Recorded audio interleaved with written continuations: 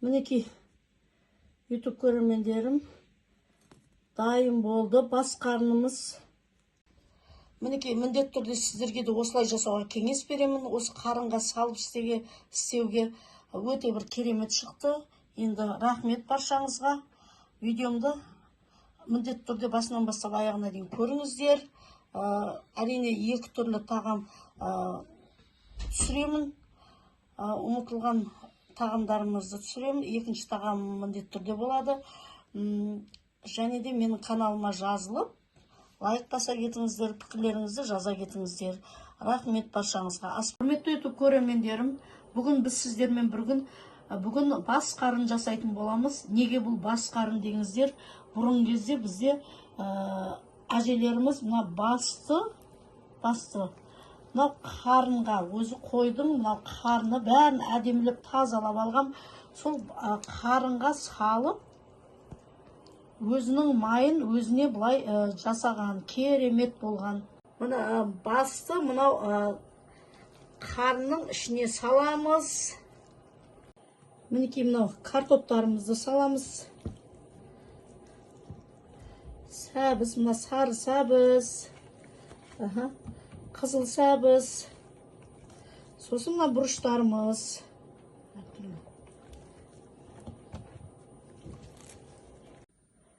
Қара бұрыштарымызды сеуіп жіберсеңіздер болады. Сосын паприка. Сол бәрін сеуіп жіберсеңіздер болады ішінде. Мінекей қарынның ішіне барлығын салып, тігіп шығып жатырмын. Өздеріңіз көріп тұрғанда міне. Мінекей құрметті YouTube көрермендерім, барлығын тігіп алып, барлық жерін жабық міне.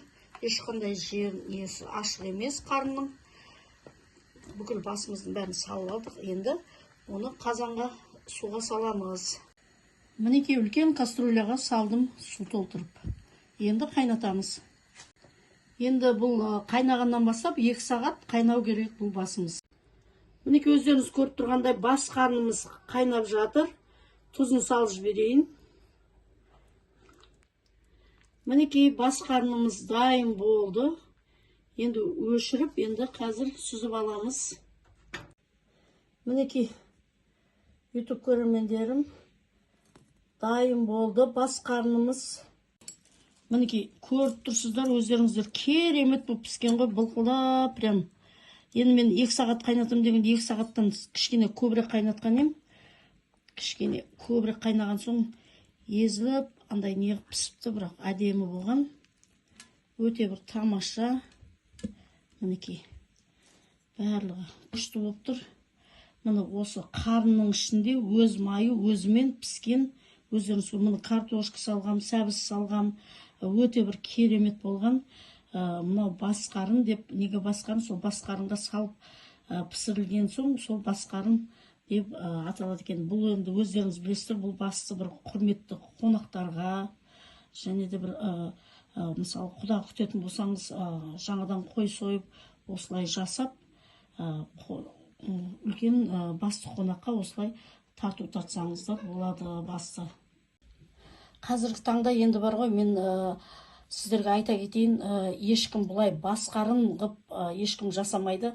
Тек қана қойдың өзінің басын алады да, өзін бөлек қана қайнатады. Қазіргі таңда ешкім мына осылай қарынға салып ешкім қайнатпайды, өздеріңіз білесіздер. Енді бұл бұрынғы кезде именно осы біздің әжелеріміз осы бас қарын деп неге аталғанысы, осы қарынның ішіне салып осылай қайнатқан екен. Бұл енді бір керемет болып тұр ғой. Енді бұл да біздің ұмытылып кеткен, 100 жылдық ұмытылып кеткен қазақтың ұлттық тағамына жатады бұл да. Сіздерге де осылай міндетті түрде жасап көріңіздер. Ал енді бәрімізге ас болсын.